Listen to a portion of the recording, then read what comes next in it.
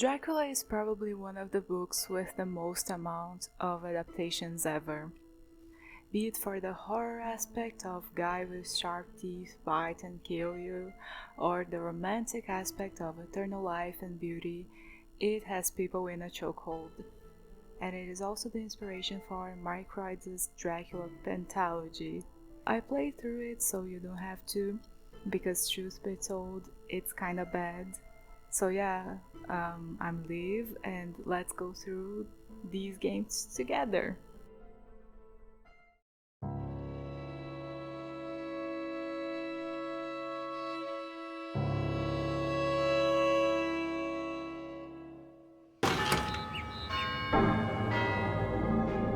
Jonathan, please excuse my writing, but my hand trembles so I can barely hold my pen.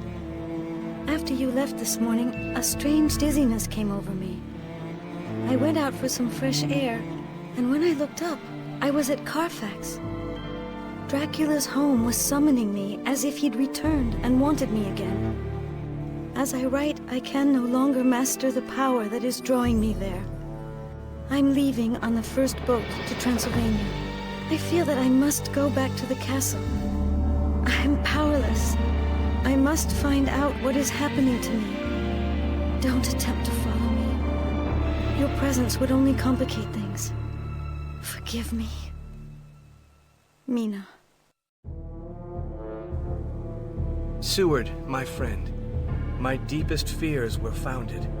This morning, Mina was overcome by a fit of insanity, and she took off for Transylvania, alone. Apparently, Dracula is back. Could you start investigating this matter in London, and find out whether the threat is real? If so, we will have to recruit new allies and go back into battle. Beware, and be careful. I am leaving all post-haste to catch up with Mina. She only has a few hours lead. I hope I find her before it's too late. Jonathan.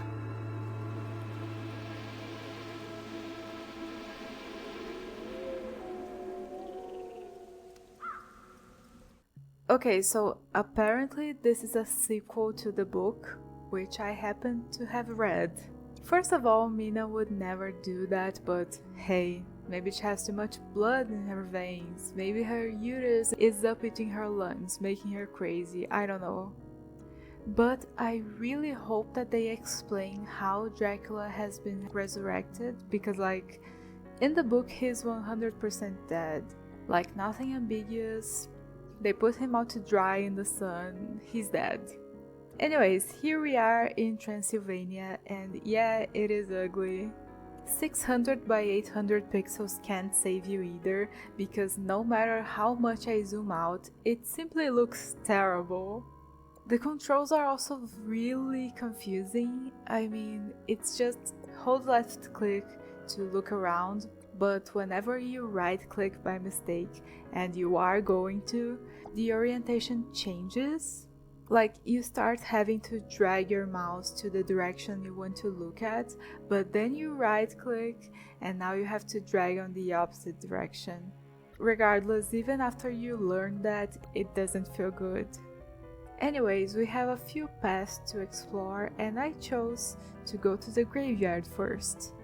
Here there are these spirits and this icon which indicates that you can interact with an object, but sometimes you need an item first.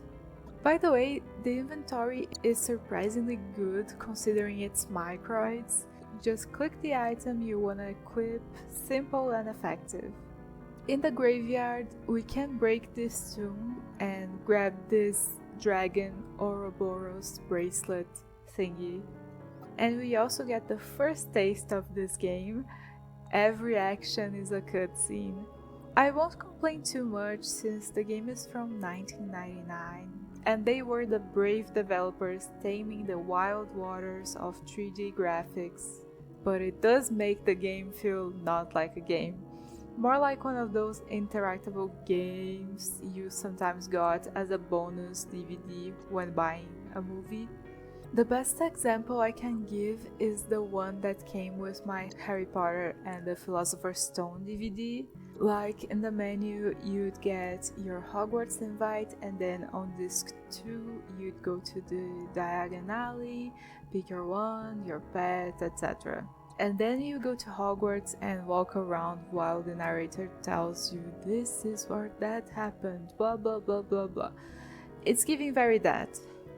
And honestly, the Bananas in Pajamas PC game It's Party Time, which came out in the same year, is leagues more interactable, so I don't know if I should excuse it or not. Also, yeah, I'm the youngest of 8 cousins. I ended up with a lot of vintage toys. Anyways, we now head over to the inn, where these suspicious guys bump into us, and here we can talk to these 2 old people. My God! You shouldn't have touched that object. Misfortune is again our lot. Beware, you don't know what powers you are dealing with. It's Dracula. Dracula the devil. Dracula? Whoa, whoa, whoa, can you back off? Yeah, every single time we talk to someone, it's like this, up close and personal, for reasons. I guess we just have to see Jonathan's crazy eyes and this lady's burst blood vessels that can only be seen in these pre-rendered cutscenes. Thanks a lot, guys.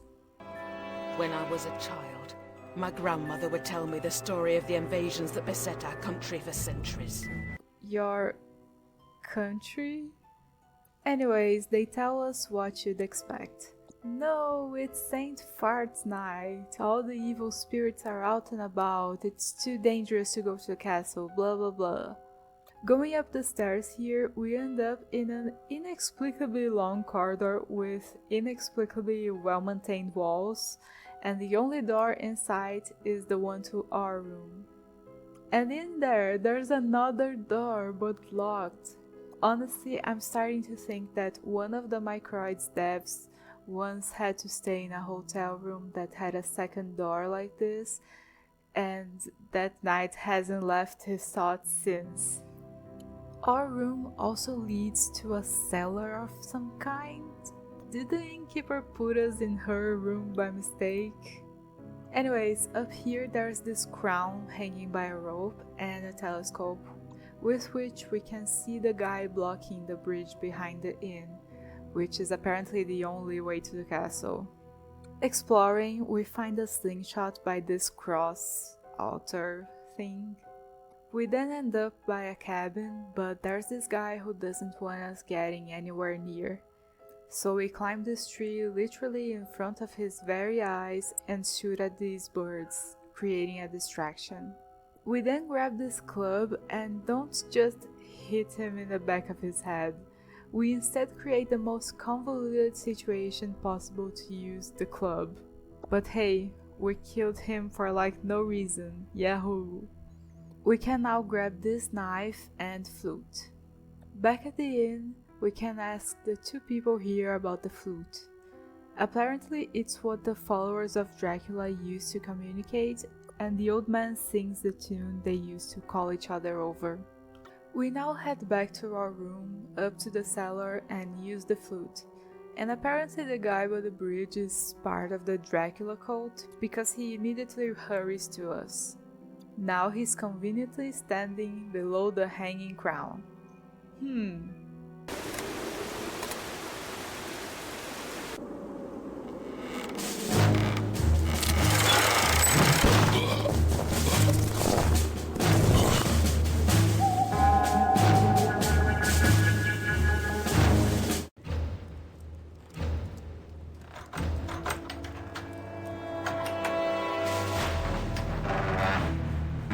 Did you see that?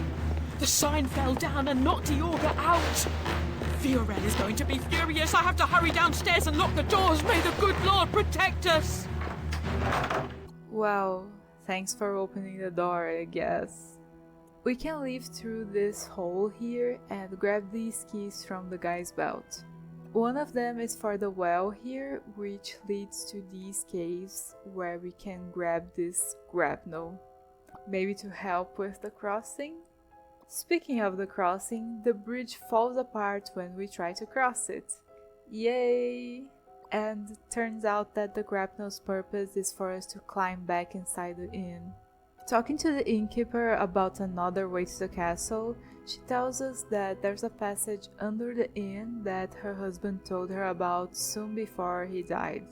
So she gives us the key to this drawer where we can get another key and a lighter. Going through the door to the cellar, we can light this candle and unlock this secret mechanism in the barrel. And this is the first of several of the dragon locks. Whenever I was faced with a lock in this game, I tried the Ouroboros thingy first. It became autopilot. And it's usually the correct item anyways. On one hand, I like this. It's very common for games to give you a supposedly super important key that only works for a single door. But at the same time, I think Mircroids overuse this thingy here. Anyways. So now we're in the mines, and then we leave the mines and head over to that cabin to which we have the key now. And now we go down to the mines, for real this time. Can I be honest with you? The mines section is so boring. The only difficulty these puzzles have is finding the thing you have to interact with in the spot you can actually use it in. Snark me me me me me. We end up riding this mining cart to the castle and Jonathan simply looks crazy. And oh look, the count! Well, here we are, the castle. This area is actually the only one that looks somewhat interesting, but it's nothing special anyways. Exploring, we find this suspicious witch called Dracula. And she says that she'll help us find Mina if we get an amulet for her. What choice do we really have? Venturing further into the castle and into the Count's bedroom, we find this weird ball, take it back to Dracula, and then she's like, "Behold my magical powers!" And now we have a crystal ball which will supposedly reveal a clue to a puzzle. Making our way back to the bedroom, we put the ball back in its original spot, and now we can see the symbols of 3 zodiac signs: Leo, Capricorn, and Virgo. Inputting those 3 on this thing here opens a secret passage to this chamber where we get a dagger. We can now explore the library, but as I said, it's not as much exploring as it's trying to use the dragon circle everywhere. That way we get these coordinates, and checking the shelves out, we find a letter from the Count. It's nothing important, just, ooh, you're gonna fail, you're gonna die, Mina's with me, blah blah blah blah blah. Sure, whatever. Somehow, someway, we activate this mechanism, and now this thing is open. From this drawer, we grab this key, this painting, I guess, this dragon coin, and this cross coin. We take our stuff back to Dracula, and she says that the power of the dragon protects us or whatever, but none of the things are the amulet she wants. Back to the grind.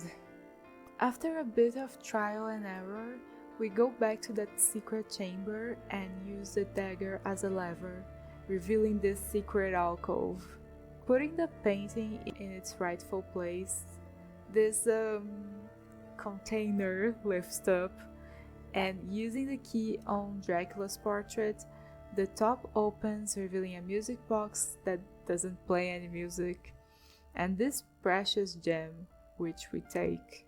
Oh, and we got the clock key somewhere along the way, can't remember where now. Back in the library, we use the key on the clock, making Dracula's portrait here rotate, and now we can use the dragon coin on that, and that makes something happen to this globe in the middle of the room. Then Jonathan says something about the coordinates, but I literally just clicked on the globe with the dragon thingy. I have no idea what he did there. Inside the globe, there's this dragon statue where we can stab the dagger into then put the gem on this claw thing that just opened up. And after all that, we finally opened this secret passage. Here there's this secret lab and a really random Dracula note about building a flying machine. Okay, I thought you could turn into a bat, but okay. We then grabbed more stuff that I don't understand because I just kept clicking away. And then we can use this to move the stairs and reach another secret place. Here we finally find Dorco's amulet, but then these 3 ghouls here try to stop us from taking it, saying that she's using us and we're stupid for trusting her, blah blah blah. I know, okay, we know. We simply open the window and they flee. We move the stairs again, and the path now leads to a place close to the witch's cell. We give her the amulet and she teleports us to Mina.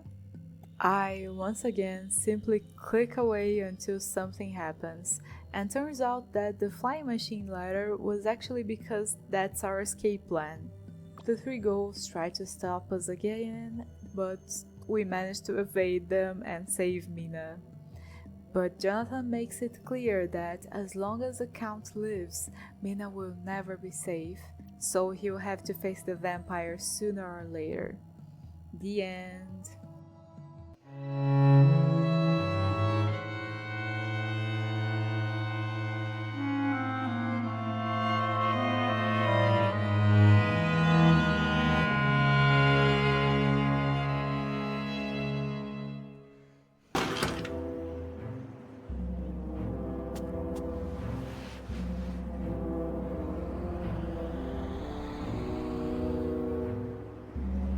So our friend has returned alive from Transylvania with Mina and the Dragon's Ring. He has proved to be a more difficult adversary than I imagined. Watch him. He must not cause us any more trouble. Is that understood? Yes, Master. I hope so for your sake. Because the hour of victory is near, and I will no longer tolerate the slightest error. A little more patience, and Jonathan Harker will cease to be a problem. And then Mina and the Dragon's Ring will once more belong to me. I have spoken.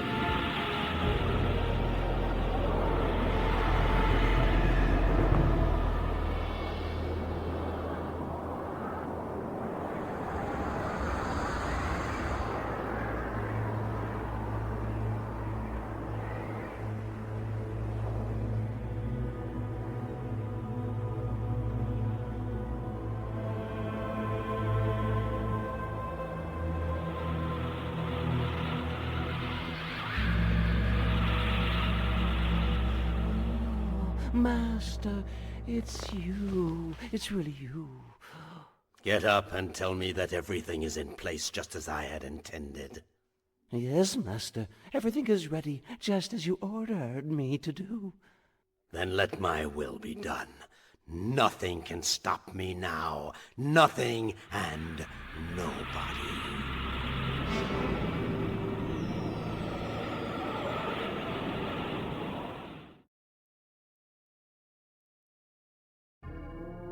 Already a week has gone by since we returned from Transylvania, and I still cannot manage to sleep. Mina's condition is very worrying. The vampire's bite is causing her to have increasingly violent attacks.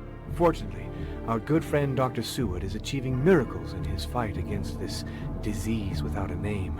And then there are these shadows that slide along the wall and seem to watch me. Is it because of the ring that I brought back from Dracula's castle? I hope that Seward can give us an explanation. He's been examining the object for a week now. I myself have finally decided to go to Carfax, Dracula's latest sanctuary in London. Perhaps I shall find some clues there that will help me to pick up his trail. There are a small number of houses round about, one of which is quite big and of recent construction. This serves as an asylum for the insane and is run by Dr. Seward. Wait, is this the asylum? I don't think so. Anyways, the reviews for this game are mostly negative, pointing out how this is an Android port and a lot of content is missing. So I'll chalk up any continuity errors to that. Here we are in Dracula's mansion. Yup, this game is also pretty much click click click away, no brain to be seen in the puzzles here. The atmosphere is slightly better here, or maybe it's just because things aren't as blurry, I don't know. Oh yeah, and there are enemies also. And like 90% of them you don't defeat by shooting them. You have to find some other convoluted way, like these mirrors, in order to burn this guy with sunlight.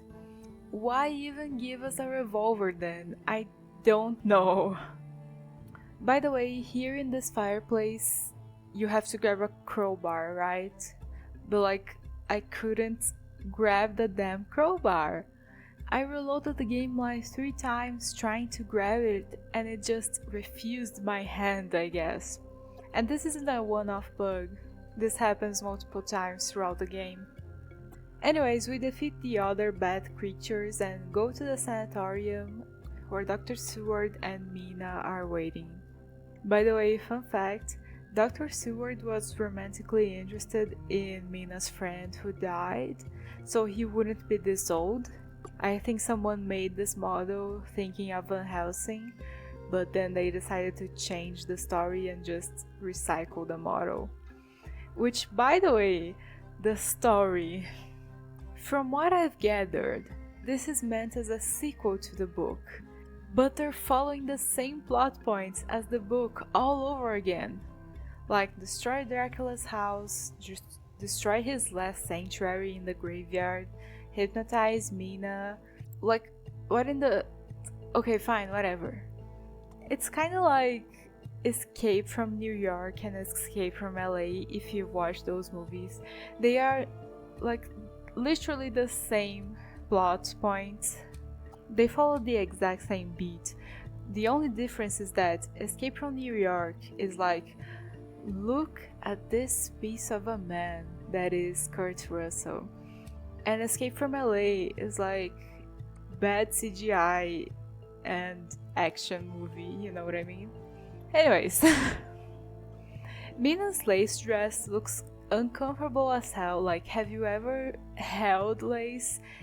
It prickles your skin in a million different ways. I think the person who made this dress was just trying to show off, like, ooh, look, I can make lace. Okay, fine. And she has a vision of a garden of stone, so on to Highgate's graveyard we go. We grab this wooden ladder and climb on this specific tomb, finding a crucifix and stake hidden away. Then this guy appears and we kill him with our newly acquired anti-vampire kit, and as a reward we get a cutscene that shows which of the tombs here Dracula is using as a refuge. But just then, we pass out, and then leave at dawn as if nothing happened, making our way back to the sanatorium. Seward and Mina are missing though. In one of the doctor's drawers we find a stethoscope, which helps us find the combination to this safe. In there's a key to the cell of one of Dracula's servants, so we head over there to ask about our friends. Hopkins, what happened to Mina and Dr. Seward? Tell me. So you know my name. There's no need to introduce myself then. I've been dying to meet you. Let's dispense with the formalities. I've got to know what happened here. You're not in a position to demand anything. All you need to know is that the Master considered that the good Dr. Seward had become somewhat bothersome. And Mina? Madame Mina... The Master wants her. She's with him. Yes, she's with him. Hopkins, look. I'm armed to fight Dracula.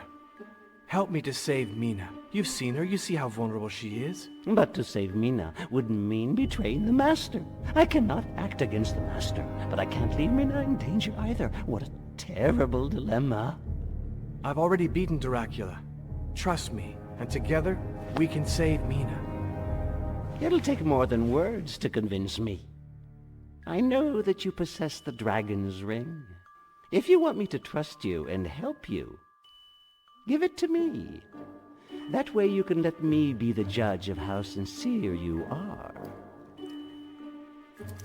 Take these in exchange. Here are my spectacles. They will be extremely useful to you because they make common mortals see with a secret vision of the vampires. The Master is right to be wary of you. You're a brave man. I shall help, Mina. After this, we enter the last room here, where one of the employees was turned into a vampire. We defeat him with the holy power of the cross and take his blood for reasons. We then start messing with this microlab and we've made an anti-vampire serum. The phone starts ringing then, but gibberish. When we walk back to the very last room, the guy we supposedly defeated just vanished, freeing the way for us to go through this hatch. Making our way through the sewers, we end up meeting him again, and for some reason we have to put that guy's glasses on to see the wound we have to aim at? Just aim for the head, jeez. But yeah, we mix the anti-vampire serum with the bullets and boom, he's finally dead. We end up in a movie theater owned by Dracula, and there's this projector that plays one of the cutscenes from the previous game for reasons. Oh, and there's a Dracula statue here also, for reasons. We then check out the organ, but playing it causes it to emit a knockout gas, and then we wake up tied up in a bed. Dracula spills his usual evil dialogue, ha ha ha, you're going to fail, Mina is mine. But then that guy from the sanatorium saves us, and we see that we're back in Transylvania, but we're not. This is just a movie set with animatronic Draculas. We make our way through the set and manage to go back to the theater. Seward is here, and luckily he's not a mindless vampire. He tells us to go destroy the Carfax house, and he'll take care of the theater. As soon as we leave, he blows everything up with the aid of our revolver. We do as he told us, making a flammable pile and setting fire to the house, and apparently Dracula's here, and he's like, ha ha, this is nothing, you're gonna die here. Why doesn't he ever attack us, directly? But we just flee through this pool here. It's like he's not even trying. Now we're back in Highgate, entering Dracula's tomb. But apparently there's nothing here because it cuts to a cutscene where Jonathan is traveling back to Transylvania? Dude, what? Dracula doesn't travel just like that, just because he can turn into a bat. Him making his move to England was a whole operation. But fine, we're back in the mines, but now this giant head blocks the way.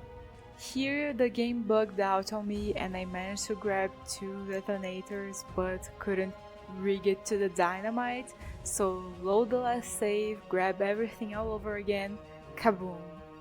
We now end up in this dungeon, which I'll admit looks pretty cool. We then, realize our dreams of being archaeologists and open this doorway to more dungeon. By the way, some intermediate locations are definitely missing. More than once I felt super lost because the game just teletransported me halfway up a flight of stairs that I could barely even see from my previous location. But anyways, this is just a drop in the bucket of this game. The second part of the dungeon leads us here, which, I wasn't expecting to be actually spooked by Dracula 2 The Last Sanctuary, but here we are. There's something incredibly modern about this place with this skeleton in the end. Reminds me of Freedom's Eye and other similar games. Anyways, this skeleton is holding the stone that balances out the evil side of the dragon ring, and this thing can kill Dracula for some reason. Hip hip hooray. And now we're back in the graveyard and find this secret passage to the castle. Lucky that there are plenty of those, because every time we use one it seems that we render it unusable again. And hey, Dork was still here for some reason. Honestly, despite her suspicious presence and design, I get the feeling that she's just happy to be here, just enjoying the show, playing her part, you know? You're cool in my book, Dorko. She says that she can merge the two pieces back together, but then one of those ghosts kills her, leaving us unharmed for some reason.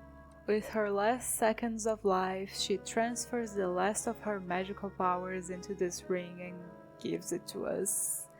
Maybe. The only ring we have in our inventory is our wedding ring, that's been with us for a while now. Is that the ring she used? How did she get her hands on it? That I have no idea. So we do something here to weaken the evil in the castle, and then there's this chessboard, and we walk around the big chessboard downstairs. It would have been cool if we actually had to think about where to go if we were a certain piece, like the knight for example, but no, we simply keep clicking the forward arrow wherever it appears. Then in the middle of the board, Dracula appears, expressing his annoyance at us, always overcoming his traps and how death will find us in this very room. And then we just keep going like nothing happened. Here lies probably some content that was cut from this mobile port, as Steam users described it. In the next room, there's this thing. I can't remember what it's called, but you know, that. And I actually love this cutscene.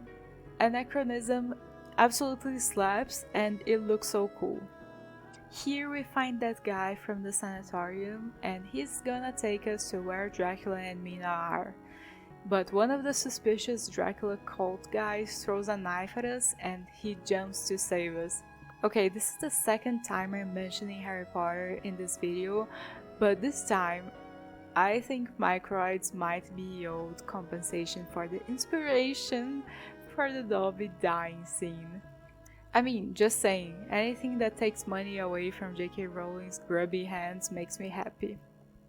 We then end up on top of a tower and apparently we're in danger, but I spent like half of my time here looking for where the enemies are.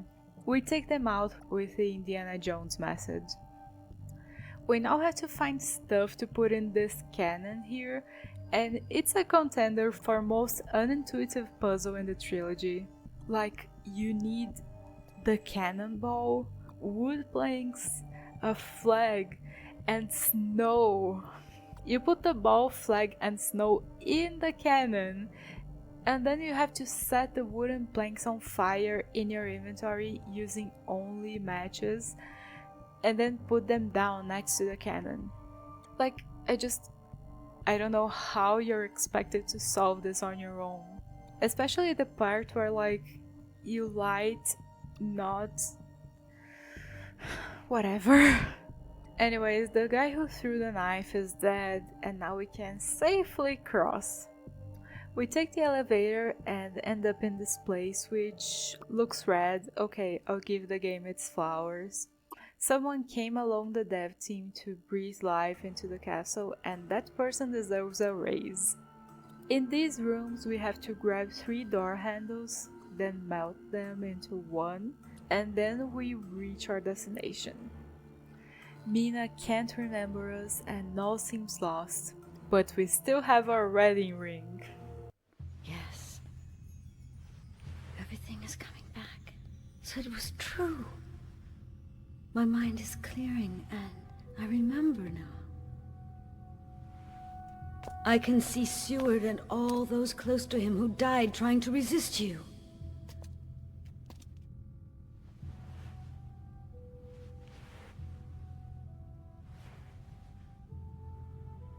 You can kill anyone who gets in your way, but you will never destroy our love, because it is stronger even than death itself. That's enough! I will not tolerate this any longer. Mina, don't make this mistake. Come to me and together we shall be invincible. We shall reign over the world.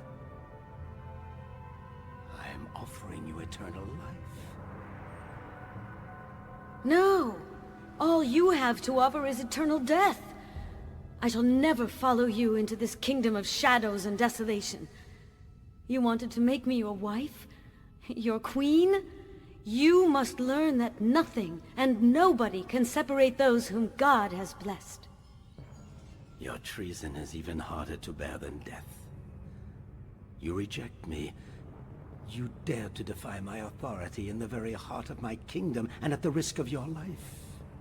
Is this what you really desire? So be it.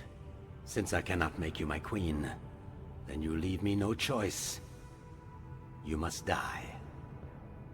But even when life has long disappeared from your body, I shall return once again, because I cannot be destroyed. Immortality is my destiny, and you must learn that losing your life is the price you pay for refusing it.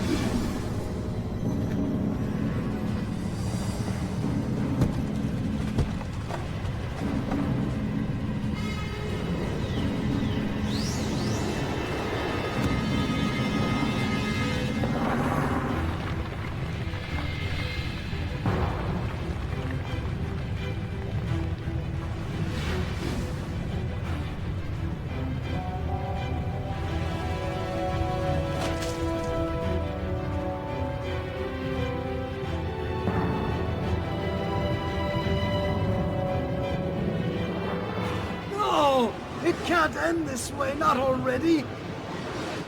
The forces of evil are so powerful, why can't I do anything to stop this? Is this really the end?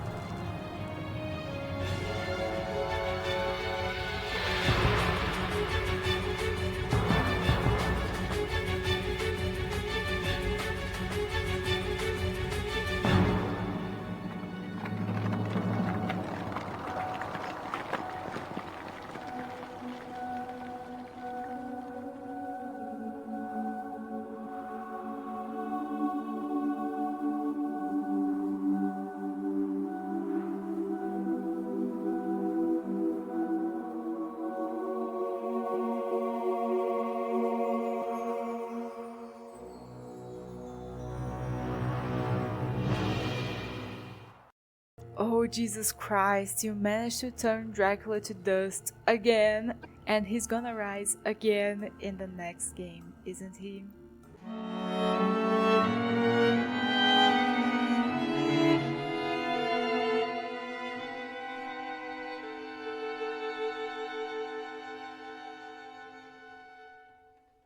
Alright, so Mina and Jonathan Harker finally managed to live happily ever after. Our protagonist is now a priest, Father Arno Moriani. We have a mission: travel to Vladiviste in Transylvania to conduct research about Dr. Marsa Calugaro. It seems like you get cured if you go to her tomb, so we'll see if she's worthy of being canonized or not. Yeah, it looks ugly, you should be used to it by now. Something interesting is that there's a single song in this game that plays over and over and over again. But it's actually quite nice, I really like it.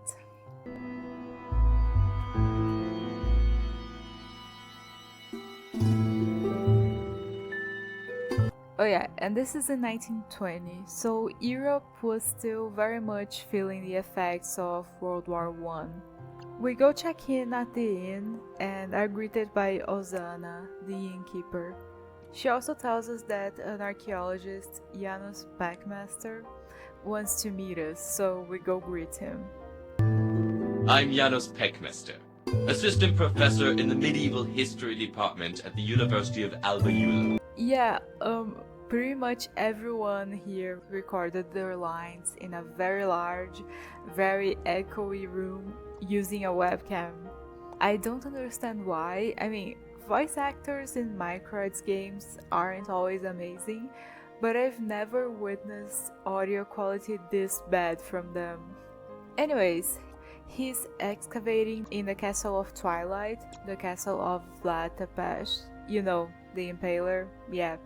He invites us to check the site out whenever we're free. Up in our room, we find some files on Martha's life. She's a doctor, had an accident that left her disfigured, conducted research with Dr. Von Kruger, and she died some months back. Great. Going to Martha's old house and what passes for a hospital in this village, we meet Maria Floresco, the new doctor. Speaking to her, we find out that Martha had only one hobby, photography, and we also sorta meet her guard dog, inherited by Maria. Leaving the house, we feel like we're being watched, but what can we do? We now head over to the graveyard, where we talk to this kid and to the gravedigger. It's what you'd expect. Blah blah, she was an angel and died peacefully in her bed. And yeah, she works miracles, the end. We go back to the inn, relay the news of the day to our boss, Monsieur Briganti, and then go to sleep.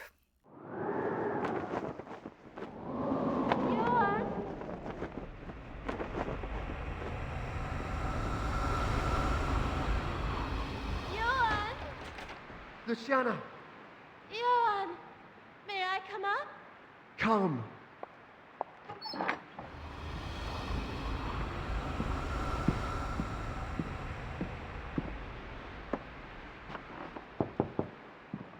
Luciana!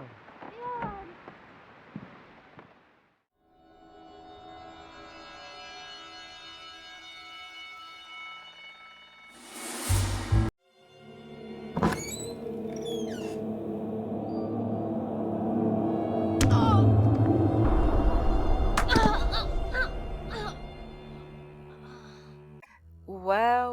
Well, look what the cat dragged in. Our good friend hotel room with door leading to other room. Leaving our room, we find ourselves face to face with Susanna. She tells us that Stefan Luca, a journalist, has just arrived and that he'd like to meet us. And also she's too scared to clean his room and asks us to bless it first. We happily oblige since, you know, we're priests, it's the least we can do. Also there's this stain on the floor. Where are Vera Farmiga and Patrick Wilson when you need them? Going down to the parlor, we meet Stefan Luca, who cuts right to the chase and tells us that he's certain that Martha was murdered. As proof, he shows us a letter the doctor sent him a few months before she died, talking about patients who died with all the symptoms of a victim of a vampire, and says that a strong force is at work here and she's gonna need all allies to face it. We try to call the police, and the police do what they always do, nothing. So we go back to Stefan and he tells us that we need to follow the path of the dragon, something that Martha was researching and following before her death. Father Arno is a good little priest, so he doesn't commit to that course of action. We instead call our boss like, hey, Dr. Calugaro believed in vampires, so her canonization is cancelled, but we get a new mission. Write a report about how vampires do not exist. Stop believing in them, faithful Catholics. Back to talking to Mr. Luca, we find out that Martha traveled to Turkey in her research of the path, and came back believing that the path consisted of 7 trials, leading to the lair of the vampire. He only has an illustration relating to the first and second trials, so if we decide to research that, we'll have our work cut out for us. He also tells us that one way in which this secret knowledge was passed down from generation to generation was through the copy of paintings. The copy would either add or subtract an element, and those would be clues to the path. But that sounds way too broad. Like, imagine how much sacred art exists and how many copies in private collections there are. That's interesting and all, but not a serious lead.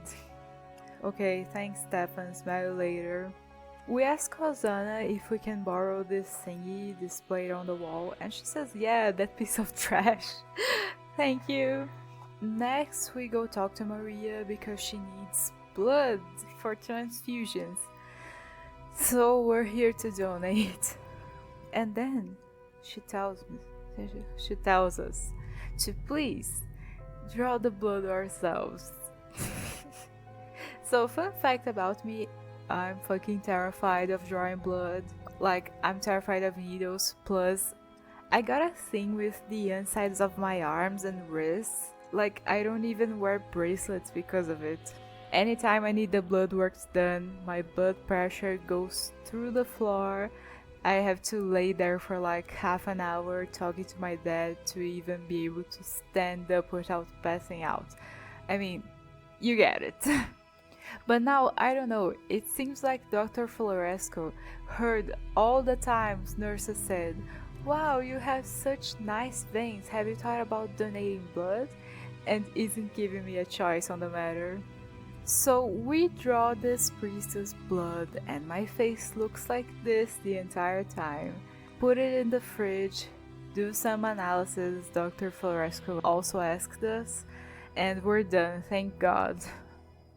By the way, this is also the mobile port version of the game, so pretty much all the puzzles are gone, unfortunately. After, we talk to Maria about our new mission, and she tells us about this wonderful book, Dracula by Bram Stoker. I think that's a real nice way to conduct a reboot. Like, oh yeah, all that was just a book in this universe. Now we go visit Janos at the Castle of Twilight site and ask him who is the vampire specialist we should talk to for our investigation. He says that it was Professor Van Bergen up until his death, and then Professor Irina Boksov inherited his collection, so we should call her. We explain the situation and she invites us to her office in Budapest, since she feels like this is not a phone conversation. So here we go, and this office actually looks really cool. This is the first occasion that really caught my eye. And here we talk to Irina and snark me. This way of storytelling without any puzzles in between, just conversations, is so boring. The cutscenes at every action was miles more entertaining than this. Professor Boksov tells us that when a vampire's coffin is opened, the body is often swollen because of the blood. Sometimes the coffin is even overflowing with it.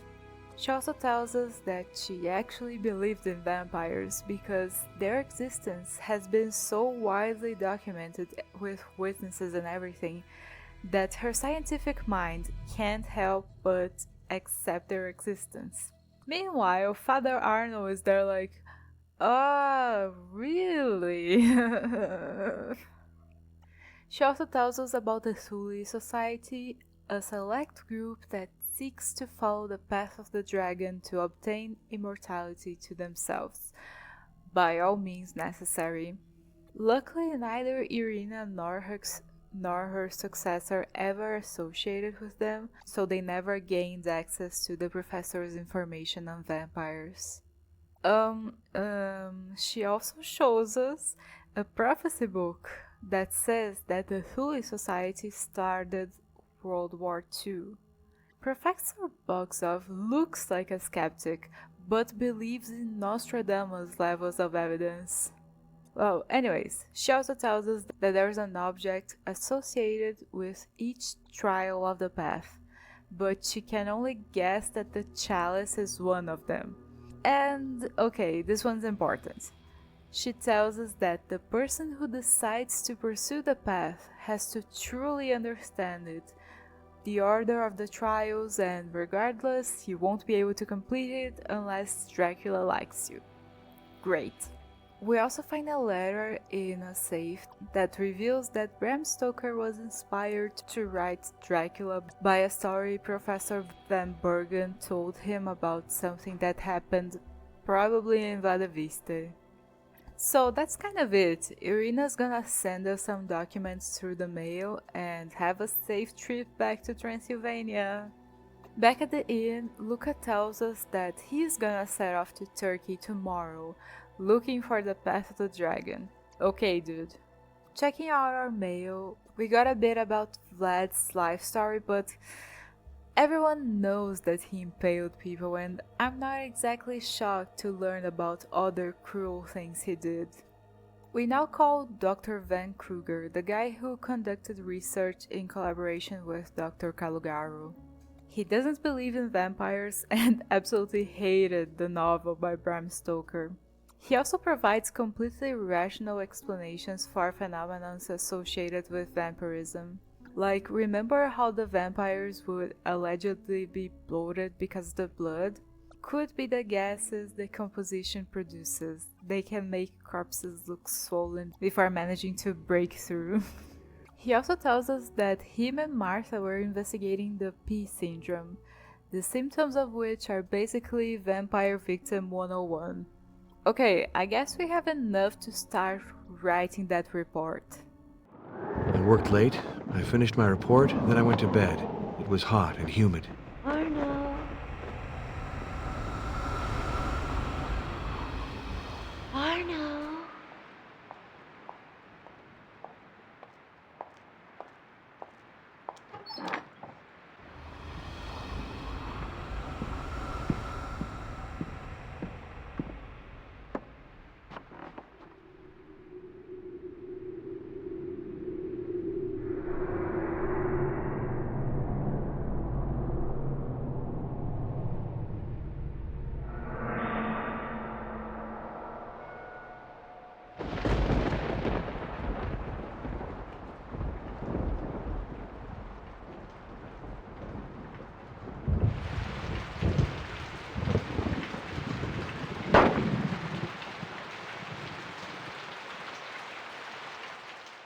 Another night of agitation. It's the third time I've dreamt of Maria. I'm attracted to that woman, it's obvious. Lord, preserve me from temptation. Going downstairs, Ozana tells us that she wasn't able to wake Stefan Luca, and if we could please give it a try. Well, here's the secret door moment. And he's dead. He's been shot, murdered. And the cross is upside down. Ooh. You know what would fix this? Nail. We call the police, but they can't spare any man, sorry. They tell us to ask Maria to fill out a report and send it over to them. Maria examined the body. She estimated the death at between midnight and 3 in the morning. Clearly, Stefan Luca was chloroformed in his bed, then dragged to the floor and shot dead at point-blank range. I now have to admit some dark force is at work. After Martha, Stefan was killed to prevent him from following the path of the dragon. If I had taken him seriously, if I had helped him, he might still be alive. My God, can I go back to Rome as if nothing had happened? Can I leave the murderer free to kill again? Okay, so the call for action, or whatever the step we are in is called, we're gonna follow the path of the dragon. Speaking to Ozana, we find out that Luca was keeping some stuff in the attic, and she lets us take a look at them. Here we find another clue to one of the trials, an illustration of a barber feeding blood to a pig. We also find that Dr. Calugaro had visited a place called Fox Peak in Turkey, and that was supposedly also Stefan's destination, so now we just have to find out where it is exactly. Asking Maria, she shows us Marsyas' train ticket and a map. The place is near a town called Urguyurt, and the significance of the place is that that's where Vlad was held prisoner by the Turks. Actually, probably not, since he was royalty, he would have been kept in the palace. And also his brother had a fling with a prince, I think. So keeping them in a mountain wouldn't have been exactly the ideal romantic scenario, right? But anyways, here we are. The steps were destroyed by numerous earthquakes, but we can always use a rope to reach the cells, right? In here we find inscriptions that prove that Vlad was held here, and then there's this path at the back leading to this place. We find this sarcophagus which shows the little drawings Martha photographed. The others are worn out, but they probably show the 7 trials. We go back to camp, where we have to burn our Bible and crucifix to light the campfire again and take care of this injured bird. We go back to Vladivista, and Arnold has the revelation that he already completed the first step, which was to fill a sterilized vial with your own blood. Glad I could be of assistance. There's some new graffiti around the city. It seems like an extremist group is targeting Dr. Florescu and ourselves. We tried to convince her to, go to a safer place, but she doesn't want to leave because she signed a contract and she feels protected. Girl, okay. Checking our mail, we find this note. Priest, go back to Rome. Romania does not want Catholic ravens, nor spies in the Pope's pay. Leave very soon and take our mistress with you, otherwise, you alone will be responsible for what will come. Neither stamp nor address. Someone carried this letter directly to the inn. Well, I mean, what do you think Ozana's gonna do? Protect us? Continuing with our letters, Professor Boxov sent us a list of members of the Thule Society, which I'm sure is gonna be important later, and informed us that they maintain relations with the Romanian Iron Guard, which is probably for sure the group of extremists who left that graffiti and this note. Talking to her on the phone, we tell her about our decision to pursue the path and ask for her help. She calls us over to her study again, since this is definitely not a phone conversation. Okay, here we are, and... My lord! We find a syringe in her hand, a book burned to a crisp in the fireplace, and in the safe, a wax cylinder. We also get the chance to check out the library, but I think that this is just the remnants of a puzzle that is no more. Cool regardless.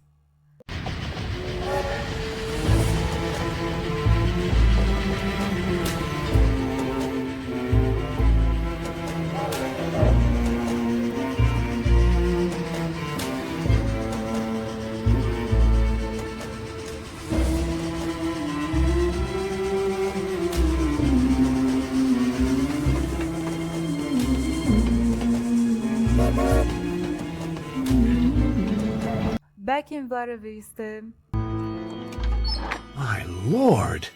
I must have set off some mechanism.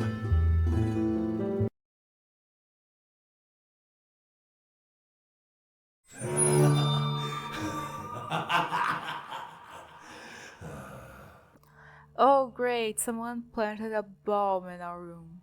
Thanks a lot, Ozana. She tells us that it was Janos and some other guy he brought along, and that they told her not to tell us anything. Well, Ozana, I'm not sure your inn survived that explosion in the other universe where I didn't disarm the bomb. So I suggest you find yourself a man with a rifle or something for your own good. We read this letter meant for Janos, and it's from Dr. von Kruger about something relating to the excavation, I think, but that can't be all. We go check on Maria and the lights go out. In the kitchen we find her shawl, drenched in blood, and a hammer and a stake. Brother. We can now go out because the guard dog is terrified by something. In the shed there are a bunch of coffins, and in them we find a guy from the Romanian Iron Guard, his blood having been completely drained, and Janos, who seems to be in a cataleptic state. In his person we find pages from a Vlad biography that has to have come from Professor Boxov's library and a few keys. And then we just leave him there. Think about what you've done for a while. In the basement here we turn the lights back on and then receive a call from Dr. von Kruger, urging us to finish the research Maria was conducting and send him the results as soon as possible.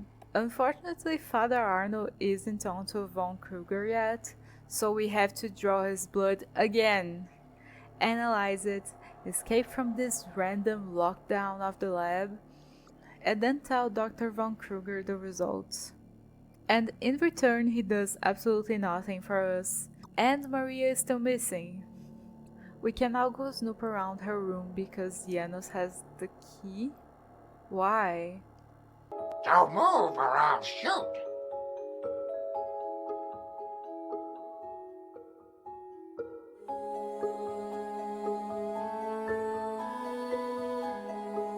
Spooky, scary skeletons send shivers down your spine. Okay, that's a very cool touch. I admit it got me. In here we grab another key and check out the developing room. But again, these are just remnants of a puzzle long gone. Oh, and by the way, during their work of mobile portalizing the game, Mircroids also managed to mix up voice lines and make Father Arno say this while he's analyzing blood. Oh, how clumsy can I be? I tipped over a bottle of acid. Like, you had one job, Mircroids. Take things out and then sew everything back together. You had one, well, I guess 2 jobs. But like, how difficult can it be? Okay, now it's time to snoop around Janos' room. There's a paper about purity of blood and von Kruger saying that it's great. This page about a hero slaying a dragon and then bathing in its blood to gain its powers. Okay, so I guess this is a clue to another trial. And this letter from von Kruger, talking about how the last trial must be concluded in the ballroom of the Castle of Twilight, and they need Dr. Floresco to identify the dragon's prey. Okay, Mr. Skeptic.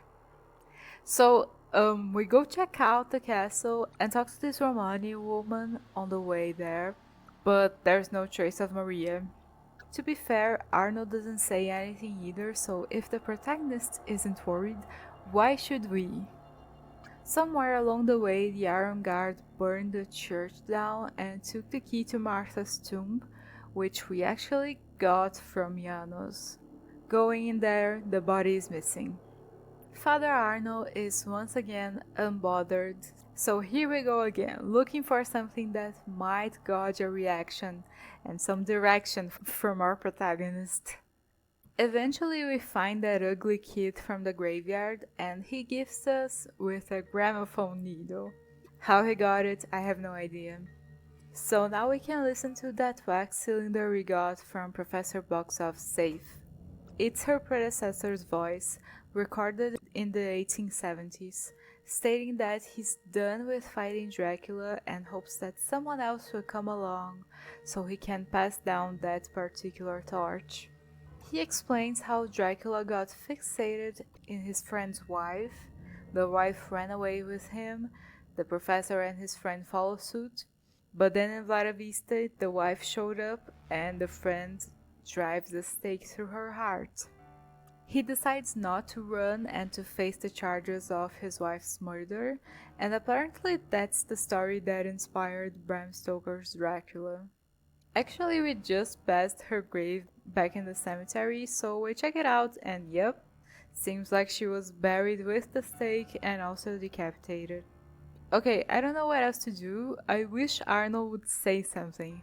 Like, oh my god, I just realized that Maria's in danger, let's go do something about that. Back on the road to the Castle of Twilight, Luana here actually unblocks a new path for us. There's something buried here and...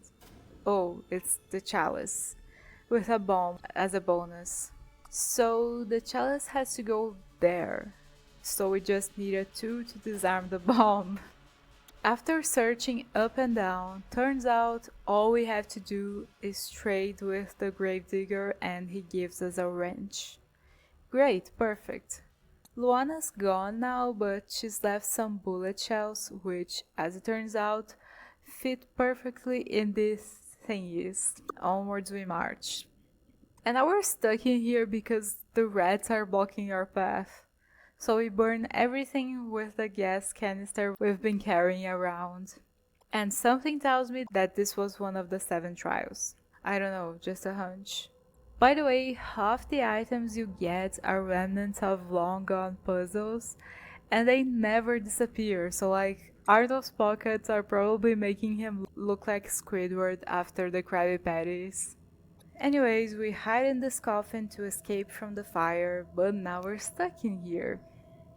We use this ancient coin we found on our bed to unlock the mechanism and get out. We then fall here, and then fall again, and then there's Yano stuck. Arnold says, mechanism stuck, so I'll go look for something else to do and come back for you later. That's what you get for trying to murder us. Then in this corridor, there's the good old connect the dots puzzle, and then this hats puzzle. So turns out that you can look at all the documents you've seen throughout the game over here. And it's the first time and last time we use it. There's this illustration showing 3 guys with 3 different hats. So all you have to do is click on them with the right item. Simple, right? All you have to do is look at the clues you have at hand, right? Well, aside from the fact that I hadn't even noticed that you could look at the documents, riddle me this. What item do you think is the correct one? You're not gonna guess. It's the syringe we grabbed from Professor Boxov's hand all the way back when we found her body. I don't know why. We have a perfectly serviceable stake and hammer to do it, but no, it's the syringe for some reason. So that opens this gate where we complete this Sudoku from hell and then these stairs appear. Do you ever wonder if like the architects who built these contraptions created like a perpetual oiling contraption to keep them working for centuries and centuries? Or is there this one autistic vampire who really loves architecture and he just keeps going to university and building stuff? I'd like a game about that guy, thank you very much. Anyways, the stairs lead up here. Supposedly the ballroom, and there are 7 pillars with 7 symbols, and I truly don't know how you're supposed to solve this without a walkthrough. Like, I've never seen any of these symbols relating to the trials before. Plus, you have to start from the pillar opposite to the ballroom entrance and go counterclockwise. But the hatch we have to open is in between these 2 pillars, and it would make a lot of sense if they were the first and last. But no, they're the first and second. And the arrows which allow you to move sometimes point to different pillars than the one you're gonna walk up to if you click on them. It's a mess. After a lot of trial and error, we open the hatch and down here are greeted by Maria. Turns out that she's Martha and that she accepted Dracula's invitation to become a vampire. And also turns out that we half completed the trials by accident and then Janos completed some of the steps, but since we got here first, we get credits for it. Okay, I thought you said that you can't complete the path of the dragon unless you know what you're doing and are committed to the bit. But okay, fine, whatever, it's the protagonist, he can do whatever he wants. Maria really wants us to become a vampire and spend eternity with her, so she leaves and Dracula shows up. I hate this design, by the way. We get him to come closer and then... To your hands, Lord, I entrust my soul.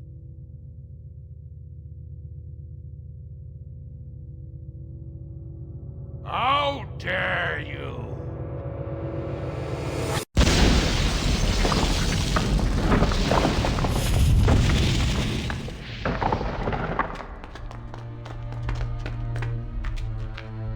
The bell has caved in. Conduct! We'll never reach the crypt. Don't talk that way, Beckermeyer. Never say never. There are tons of rocks obstructing the passage. It would take masses of equipment. Patience. Someday we'll come back.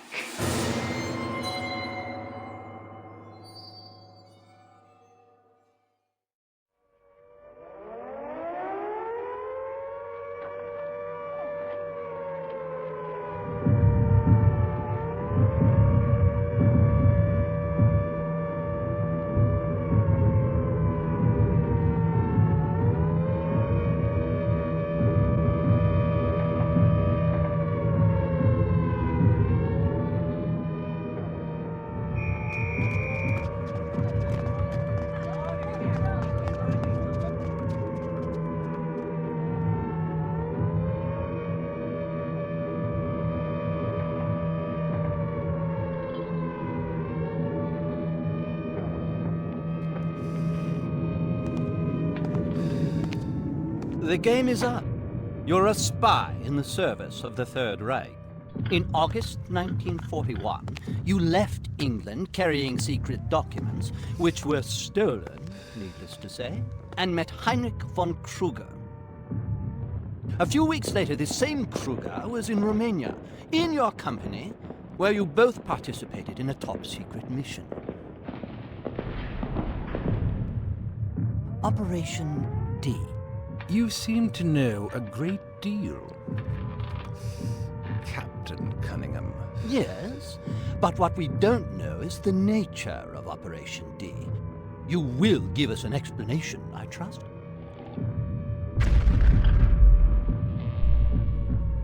Does the name Vlad Tepes mean anything to you? Vlad Tepes, Dracula, the vampire.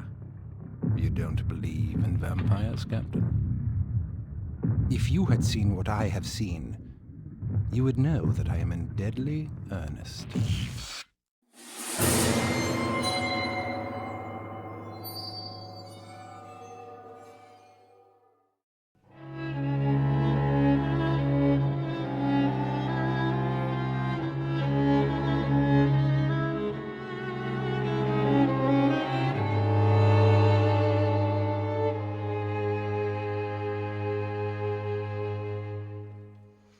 So here we are with Dracula 4, and we can choose our profile photo for some reason. And they're just the main character being rotated. I don't think I've ever seen anything like this in a point-and-click adventure. Anyways, let's start.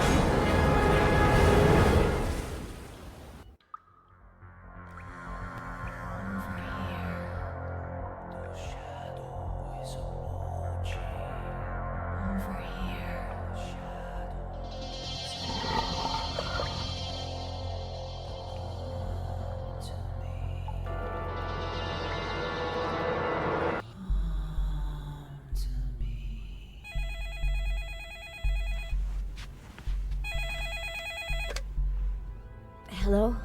Alan, I know it's late, but something awful's happened. What happened? The cargo ship that was carrying Professor Vanbury's collection has disappeared into the sea.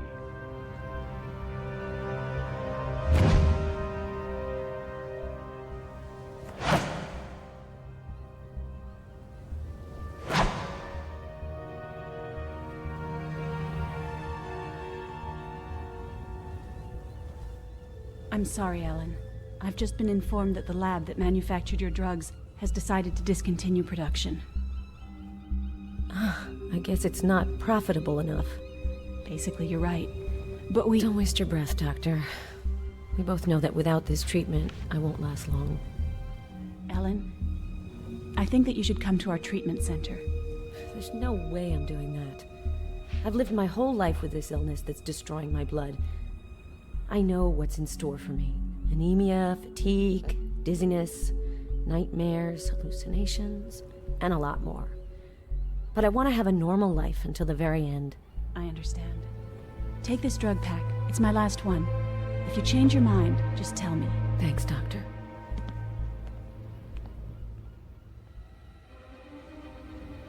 Ellen, remember the shipwreck that killed Professor Vanbury and sank 15 paintings from his collection? The ones he was supposed to hand down to us? Of course. Well, apparently one of the paintings resurfaced in Budapest in an auction catalog. I want you to go there to check its authenticity.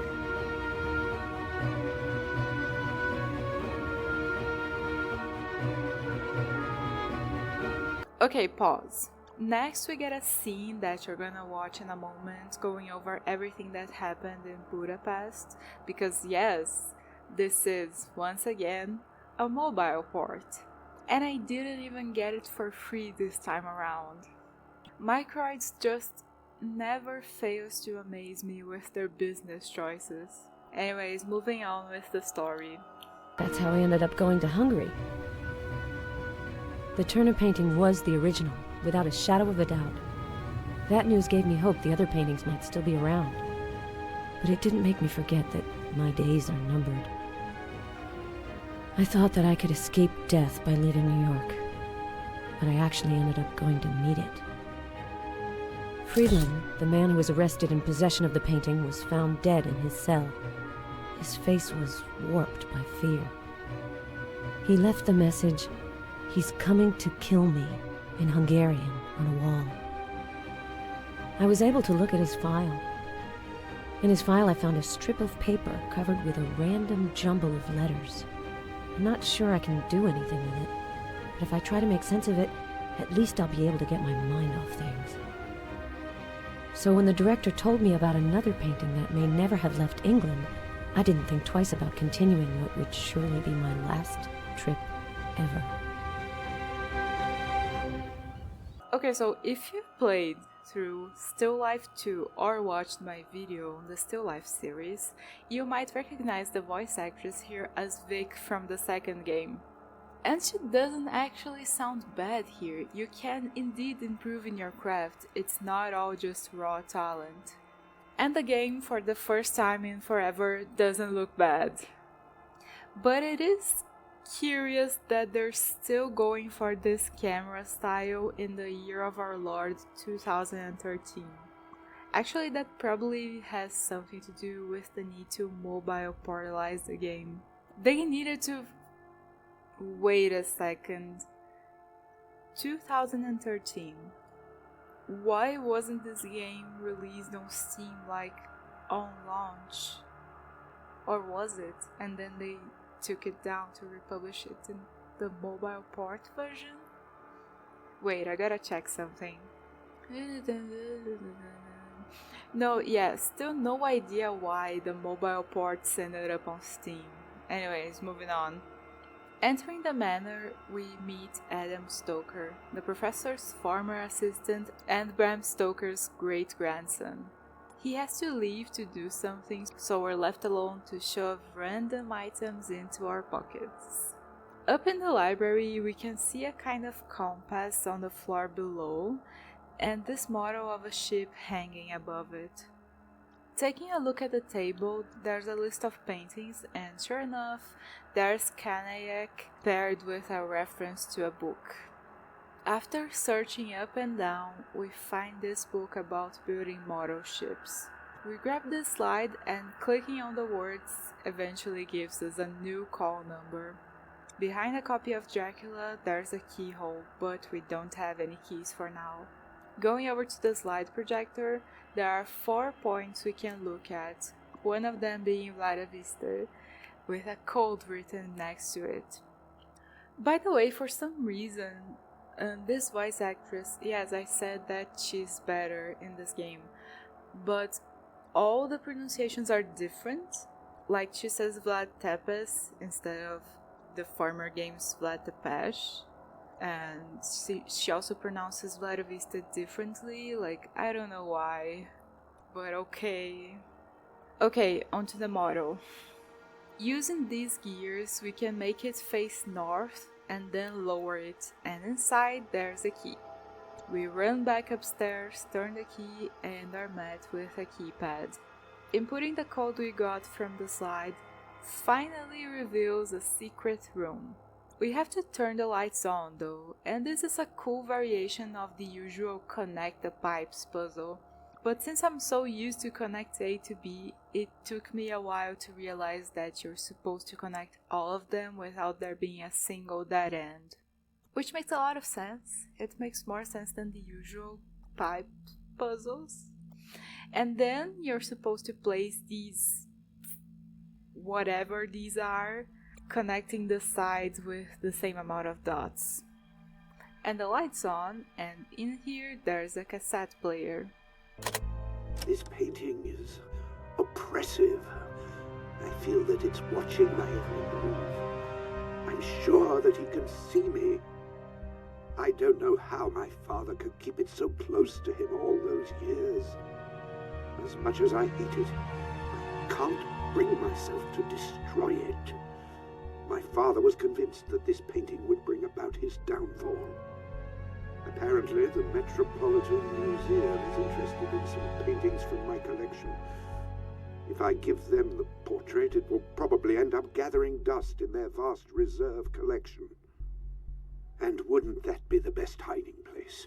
Lose it in a mass of other far more famous works. He won't think of looking for it there, and I'll finally be at peace. If I can trust this recording, the mystery painting is a portrait, a very special one. But I'm not sure if I can trust the professor's reasoning anymore. Okay, Ellen, fine. You'll believe the professor soon enough. Over here, there's a picture of the manor, and Ellen points out a difference that we'll check out later. Turning once again, there's a CRTV monitoring system with one of the cameras pointed towards a tomb. Calling Adam, he tells us that there's a graveyard at the back of the property. We should probably check it out. Up here, there's the professor's family's mausoleum. Locked. We grab the letter and check the statue from the picture out, and in it there's a key. Here there's this puzzle where you transfer pieces from circle to circle until finally the images are completed and there's an opening. I think it's an opening, so we use a rope ladder to get down there. Here we can use this dial to open the 3 doors in this chamber, and the one to the left leads us to a bunker door. There are these letters here, and inserting this coin, which I don't remember where I got, it becomes clear that we have to make the letters match the coin. Once everything's in place, we walk inside the bunker, and it's a Vlad Tepesh altar. And there's a wax cylinder in here. Opening this anti-vampire trunk, a voice announces that the bunker is low on power and now we're locked in. Luckily we managed to, how should I put this, demolish our way out, and Adam is astounded by our discoveries. Going downstairs to listen to the wax cylinder, we find out that it's the same one Father Arno listened to, the one recorded by Professor So-and-so, I never memorized his name, who happens to be the current professor's grandfather. So that's probably why he was paranoid about Dracula, because he knew he's real.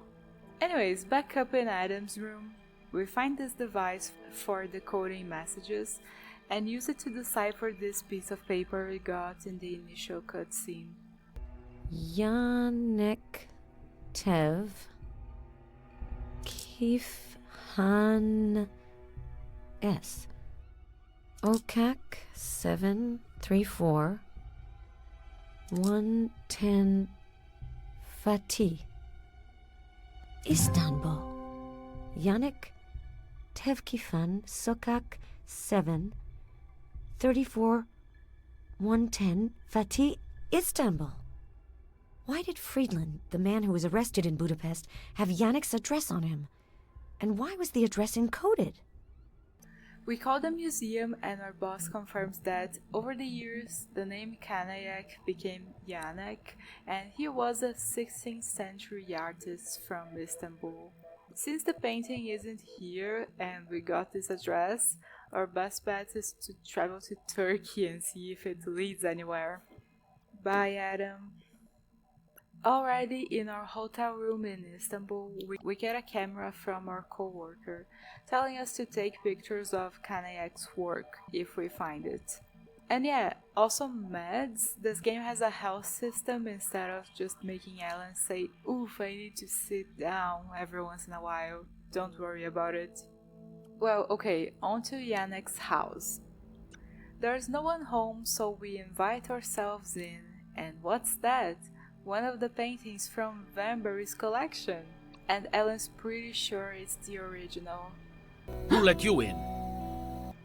The guy is less than cooperative and kicks us out, so we hide in this room and wait for him to leave, and pick some stuff up in the process, you know how it is.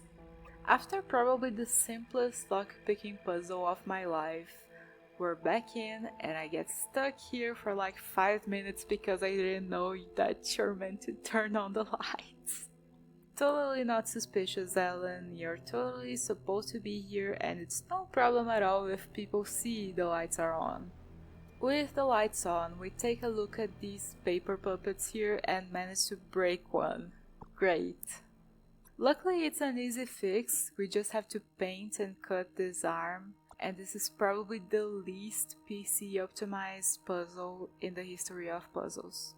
Like this on a phone or a tablet, no problem.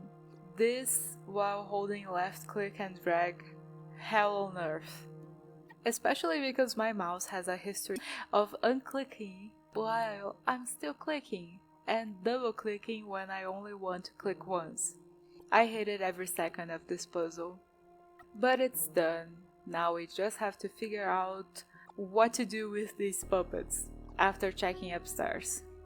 Here there's this table with a fairly simple lineup puzzle, but then I completed it and it wouldn't let me leave the fucking puzzle. I swear I've never played a series of games more consistently buggy than Mircroids' Dracula Pentalogy. The games I had to work to make run because they weren't updated for modern screens look like angels compared to the consistent. Actually I don't want you to click. I don't want you to leave this puzzle. I don't want to give you this item of the Dracula games. Anyways, from this little table we get a hook. Thanks. Back downstairs, when we release the balloon, we can see that there's a keyhole there. And this guy has the key. But there's this other guy standing in front of him, so we have to make this guy call forth the beast to eat this guy and let this guy through. And what makes this puzzle kinda tricky to solve is that it has tempo because the snake doesn't appear during the day, but the balloon pushes the moon away and brings the sun back. But we can't unlock this thing with the balloon here because these leaves cover the keyhole. But anyways, this was actually quite fun and we unlocked this secret room. Yeah, this guy has all the missing paintings. My bet is that he's a vampire and that he's Kanayak. Ellen mentions that without the authenticity certificates, they aren't worth much, so that gets me looking at the ceiling. And here, an attic! And up here, there's a box with the code relating to the Dracula portrait. We're not leaving this place without it. Oh, poor man. Yannick's a lot more dangerous than I thought. Better not hang around here too much longer. And our guy's back. Amazing. We pull up the attic ladder so that he doesn't find us immediately, take a picture of the body so that the police won't laugh at us, shove our portrait under our arm and jump through the window. Back at the hotel, turns out that Istanbul law enforcement is... all emergency lines are busy is what I'm saying. So we call the museum instead, and our boss tells us not to inform the authorities while we're still in Istanbul, or else we're gonna get stuck here for months due to the investigation that will surely follow. He'll tell them when we get on a plane back to New York instead. Well, let's take a look at this portrait. I actually really like these Sudoku style puzzles. I wonder why they're not used more often in point and click.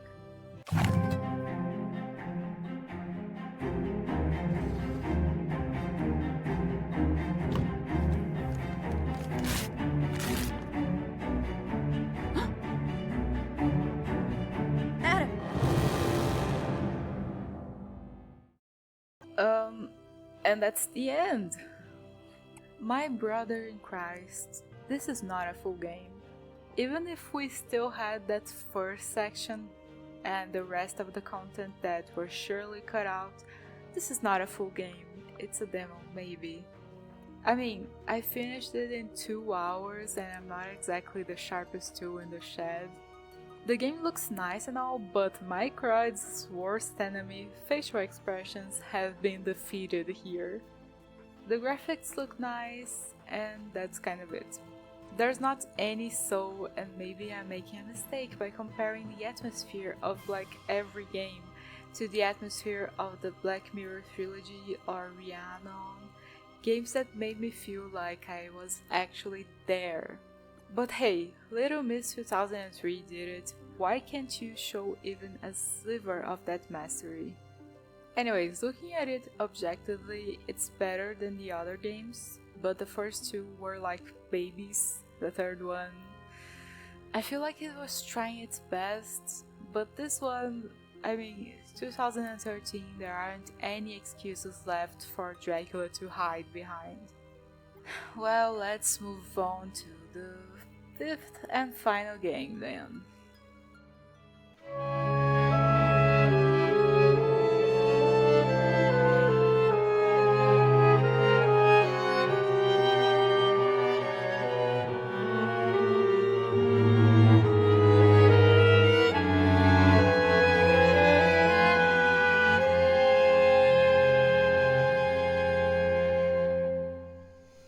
We get a recap that we don't need because we've just been through Dracula 4, and oh wow, guess what? The thing about us seeing the painting and it being Adam was just a dream.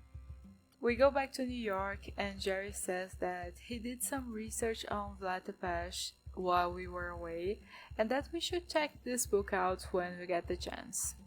Yeah, thanks Jerry, but it's time to see the Dracula portrait. I can't believe it. The painting's been vandalized. Look, there's a black cross on it. You said that it seemed like Professor Vanbury was scared of the portrait, didn't you? Yes, but he was an art collector. I don't think he would have destroyed it. In some parts of Eastern Europe in the Middle Ages, people believed that painting a tar cross on a door could prevent vampires from coming into the house. So maybe he painted the cross to protect himself. We sent a sample of whatever was used here up to the lab and they confirmed that it was tar. So we mix up the appropriate concoction and finally reveal the face of Dracula. He looks a bit different from what you'd expect, and Ellen and Jerry say that it's astonishing, as if the painting were looking at them. And I think that's bizarre coming from, like, they work at a museum with restoration. And like, if you've never been bothered to go to a museum, some paintings actually look like real people standing there. Sometimes, the picture just doesn't do it justice. I mean it.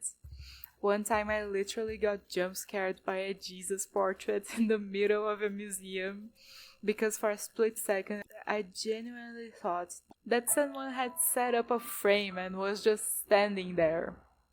So yeah, that can happen, doesn't need to be supernatural, but in this case, of course it is. We put the painting in storage and then talked to Adam on the phone, scheduling dinner in an hour. Then, without anything better to do, we turn our eyes to the Vlad book. Vlad Basarab III, known as Tepes, the Impaler, was the inspiration for Bram Stoker's Dracula character. But few people know his real story. Tepes was the son of Vlad II, known as Dracul, the dragon. Tepes was the heir to the Wallachian throne. He spent his childhood in Turkey, where Sultan Murad II brother Radu hostage. It is said that Radu was the Sultan's favorite. Vlad was released in 1448, 14 years before his younger brother. This is probably why Radu the Handsome deeply resented his older brother throughout his whole life. People even say that Radu drove Vlad's beloved wife to suicide. Radu made her think that her husband had died. He gave her the dagger with which she killed herself. The prince never recovered from this tragedy. As legend has it, that was when he plunged into the netherworld.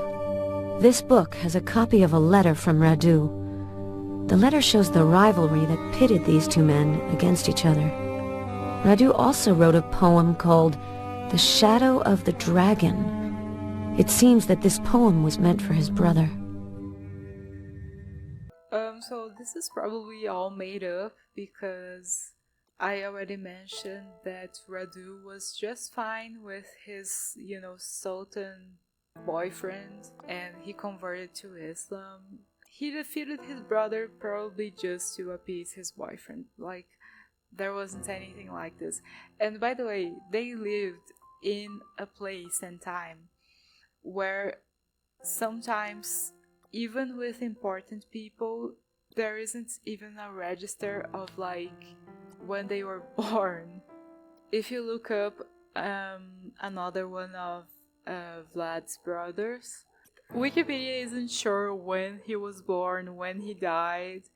So to have this level of information into the life of someone from that period was improbable. So yeah, I'm just saying that this is all made up. Then Adam arrives and we show him the painting, but then we faint because of our mysterious illness. Adam takes us home and for some reason he sets us up like sitting up. Okay, my guy, I literally fainted, but I'm sitting up here. I actually need a drink. I think I have a bottle of wine. Alan, I'm not sure it's a good idea. Just look at you. You can hardly stand up. I'm tired of being reasonable, Adam. Well, that happened, and then he dipped. At least he left us a note saying that he couldn't bear to wake us up. Right. Well, let's go back to work restoring the painting. I can't believe it. The painting's gone. There hasn't been a break-in. There must be an explanation. This video camera automatically turns on whenever anyone comes into the storage room. I'll have to look at the video to understand what could have happened. Checking the footage, Adam stole the painting, so we have to find him somehow, or else we're gonna be seen as his accomplice. Here we also get Radu's poem about Dracula, which was mailed to Jerry by Marlene, his librarian friend. She also left a note saying that after she pulled the original poem from the archives, the police came asking about it, and that he should be careful. Anyways, the poem includes this illustration and talks about dark waters, an engulfed basilica, the prison of my childhood, blah blah blah. We go home, take some of the keywords and find out that the poem was pointing to the basilica cistern in Istanbul. Just then, the phone rings, and a mysterious figure tells us that we shouldn't even still be in the apartment because they are coming. Jerry is already dead, and she's left a gift for us at the door. Fake documents so we can leave the country undetected. Well, here we go, and here we are at the basilica. This guy says that we won't be able to see the gargoyles and the peacock because the place is undergoing reparations, I think. Yeah, we'll see about that. Hello? I'd like to talk to security, please. It's an emergency. You've called the right number. This is security here. What happened? Who's speaking? I work in front of the cistern and there's a fight right at the entrance. Are you sure? Definitely. Someone has to do something quickly before anyone dies. I'll see to it. But usually the police should be notified in this kind of situation. Here we grab this thingy, put it in the hole here and arrange the eyes as they're shown in the poem. And that makes the third gargoyle appear from beneath the water. From it we grab a compass, and here there's a slightly confusing puzzle, since the faces are meant to point the way, but when the face is clearly pointing north, you have to go south, for reasons. Anyways, we end up here where we have to line the sculptures up to create the shadow of the dragon, and that makes the door to the secret society's headquarters open. Here on display we can see the dagger Radu supposedly gave Vlad's wife, and it's believed that it's one of the only weapons that can actually harm Dracula. In the room here, there's a pentacle with the 4 elements, which I just shuffled until Alan said that they were in the right place. And then we use this dragon golden thingy as the soul of the pentacle. That reveals this genealogical tree, which shows Radu at the top, and his descendant who's running the show now is, surprise, Adam Stoker. You shouldn't have come all the way here. Nolan gets away with breaking into the shadow section.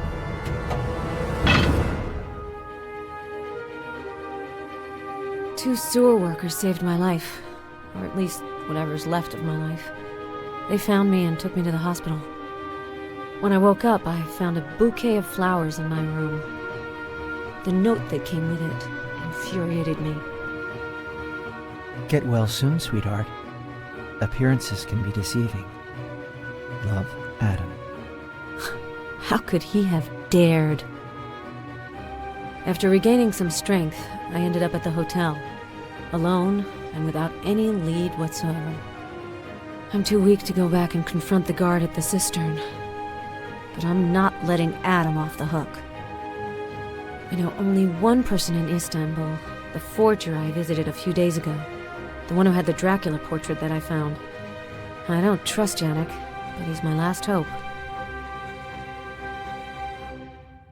You might be thinking, like me, that this makes no sense. But hey, Ellen is on death's door. By now she's probably just doing stuff for the sake of doing it. In Yannick's home, we grab whatever's lying around, solve the puppet puzzle again, and that opens this other secret door. Walking past this room, there's Yannick. It's time to figure out why we're here. This is the second time you have come to my place without asking. What are you looking for here? A painting? A cadaver? Or just death? You're not going to have your way, Yannick. You're going... If I wanted to kill you, I would have done it a long time ago. But he decided otherwise, and I submit to his will. His will? You believe in God? You are a funny one. I was talking about my master, Dracula. How does Dracula know me? Dracula knows everyone. You probably just can't imagine how powerful he is. So you're the one who painted his portrait? Yes, a few centuries ago. I think I can say that it is my masterwork. Have you seen it? I even restored it. Vanbury covered it with tar. I think he was scared of it. He is right. The one who has the mirror of the master lives on borrowed time. The mirror? I'm sure you know that we can't see our reflections in mirrors. This portrait shows the master just as he is. I thought that it might be Dracula's weakness. You have been reading too many Gothic novels. Dracula is not Dorian Gray. This portrait is not a reflection of Dracula's soul. It is his mirror, as well as the window through which he sees the world. So why was the portrait stolen? The thief must have been mistaken about the nature of the painting, or he is expecting something in exchange. What do you know about the Shadow of the Dragon? Exactly what you know, I think. It is a secret society that Dracula's brother founded to destroy him. And your friend is the heir, right? Adam is not my friend. You are right. I am afraid that he is much more than just a friend. What are you going to do with the child? What? You might not know it yet, but you are carrying Adam's child, Ellen. Vampires can feel these kinds of things. You're pulling my leg. You are bearing the future heir of a dark order that is doomed to failure. Even if you're right, I won't live long enough to bring it into the world. You are probably right. A pregnancy could actually make your condition degenerate more quickly. But human nature is such that people end up fighting for lost causes. So before going on your way, I wanted you to have all the cards in your hand. How do I know if I can trust you? You should actually be asking what I could gain from lying to you. If you have seen his portrait, he has seen you through the portrait. But I don't need to tell you that. You already knew that, right? I can't believe it. Excessive skepticism is a modern scourge that can be as dangerous as blind faith. Take it from someone who has a lot of experience. Do these verses sound familiar? With the blood of Lilith, the first was created, who will not be troubled by any of his children. With the blood of Lilith, another will come into being, who will reign over the world in turn. These verses epitomize our common condition. Dracula is our father. No vampire born of his blood can vanquish him. What do you mean? Only a vampire born of the blood of Lilith, of a new lineage, could rival him. Was Lilith the first vampire? Of course not. It is just a metaphor. The first woman of creation was not Dracula's mother. Dracula, grief-stricken, drank the blood of his wife. And that is actually how he was transformed. So the prophecy refers to the few drops of this blood that he still keeps around his neck. If anyone gets hold of it and drinks it, they will have the power to overcome Dracula and to enslave vampires and humans. So that's what the Shadow of the Dragon is striving to do. Exactly. I must find Dracula. I think he is waiting for you. Where? I do not have the faintest idea. I am just his portrait painter. And forger from time to time. I don't know where his hideout is. Can the portrait tell us where he is? No. The portrait shows the dragon in the form in which he wanted to portray himself. The portrait helps you to recognize him, but it does not show you where you can find him. But I may have another solution. According to an old Slavic tradition, you can track someone down by drawing a map with some of the person's blood. I might have a few drops of his blood left. I put some of his blood in the paint I used for his portrait. But how do we mix it? An old antique dealer sold me a copper cylinder that has the recipe.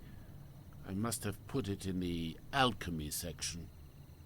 I've never seen so many different paints and pigments.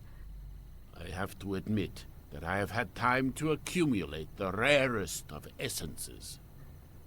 At one time, people came from afar to purchase my paint. Did you work for all the masters whose names are on these vials? You are jealous, aren't you? Do you really think that the almost magical aura of some works is the fruit of just one man's talent? Only the raw essence can give soul to inanimate objects.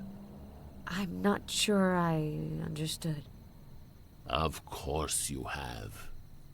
Each of these paints contains the blood of a man, a woman, or even a vampire. This is the price of what you call soul, my dear. You will understand this soon enough. Where can I find the paint that has Dracula's blood? I don't know. It has been such a long time. But I usually put the vials in chronological order. So, you painted his portrait in the 16th century? Yes, I must have used the same paint base that I prepared for Da Vinci. And I think that I used a bit in the deep red that I prepared for Bruegel, the one he used to paint hell. Well, isn't that surprising? I sense a hint of sarcasm in your comment. I've come to the right place. Sure. Enough said. I really need to feed. Well, okay, let's make this map. Also, the pregnancy plot is so... And Mircroids didn't even make a game about this crazy vampire prophecy baby, so it's just there to be dramatic. Anyways, we find Dracula's blood in this book and then print out the instructions to make the blood ink. We need to pour Dracula's blood, our blood, and some regular ink into this machine. And this machine puzzle is simple to understand but takes a while because these drops have to be in the same position as these drops when they walk past. And then they have to be, I don't know, ready for launch when they reach the end here. After a while we managed to make the ink and print out a map revealing that Dracula currently resides in Chernobyl. That's a really interesting hideout, I think. Now that we're really close to him, he starts talking to us in our mind, and that does a lot of damage to our health. And like last time we grabbed health items was in Alan's apartment, I just didn't see anymore, and these Chernobyl pills do absolutely nothing on their own. So we're stuck with low health. So as it turns out, there's a convenient medieval ruin in Chernobyl for Dracula to feel right at home, so we fix the elevator and jump right in.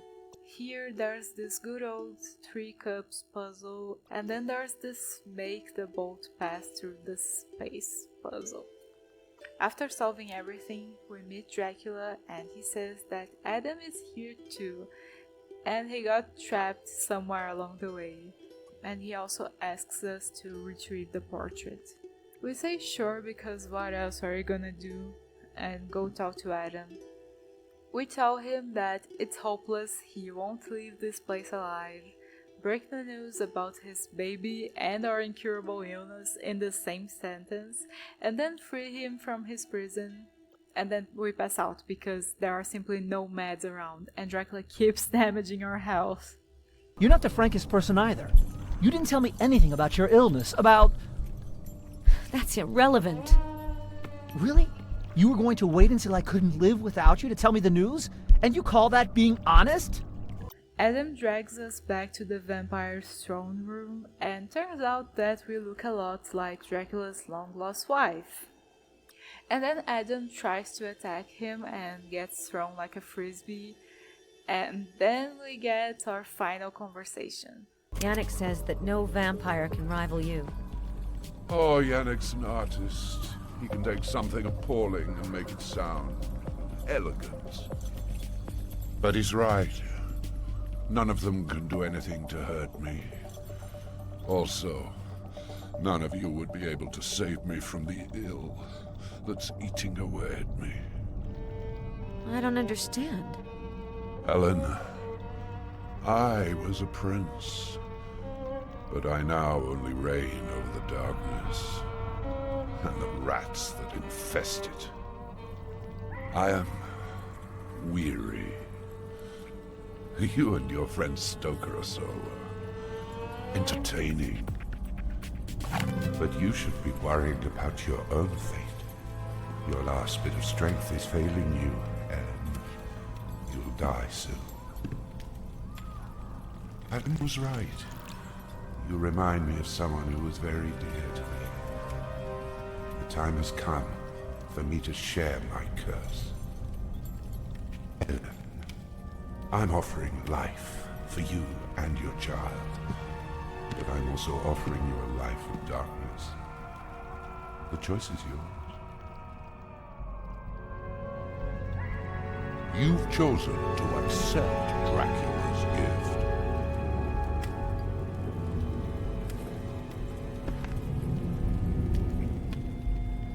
Your human existence comes to an end here. Your future, henceforth, belongs to darkness.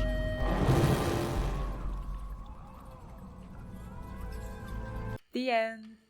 Honestly, with this Dracula pentalogy, it became clear to me how important credits with epic music are. Like, this is so anticlimactic. By the way, if we refuse, Dracula kills us and turns Adam into a vampire. Anyways, this game is from 2013. 12 years. I don't think we'll ever get the sequel about Ellen and Adam's child defeating Dracula. And thank God for that. I don't know what is up with this series of games. It's like Mircroids picked precisely the devs who have no idea how to tell a story to work in this project and no one else. All the games were kinda like, okay, whatever. Surprisingly, despite all its flaws, I think the third one is the best. If I had played through the non-mobile ports of these games, I'm sure it wouldn't even have been close. And speaking of mobile ports, I still have no idea why. I couldn't really find any reason as to why the games were put on Steam in this sorry state. I just have no clue. The only thing I can guess at is why Dracula 4 and 5 were bundled together. Each game on its own can be reasonably completed in less than 2 hours, which would have meant refunds, refunds, and refunds on Steam. I don't know, I'm just trying to figure out why. It's just that I know that Mircroids are capable of creating beloved characters and interesting stories, but it seems like the series got the short end of the stick repeatedly. Well, that was the Dracula pentalogy. An unfortunate series of games that couldn't even find eternal rest by being carelessly thrown on Steam and then revived by people who know how to make old games run on new computers. No. Its corpse was torn apart and put back together so that no one can enjoy it ever again. Unless you go through the trouble of creating a Good Old Games account, or buying the CDs, or pirating them.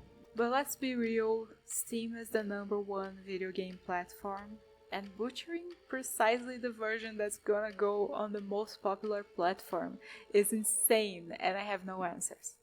And yeah, thanks for watching. Like, comment, subscribe, blah blah blah blah blah, and I'll make more videos if an anvil doesn't fall on my head. Bye!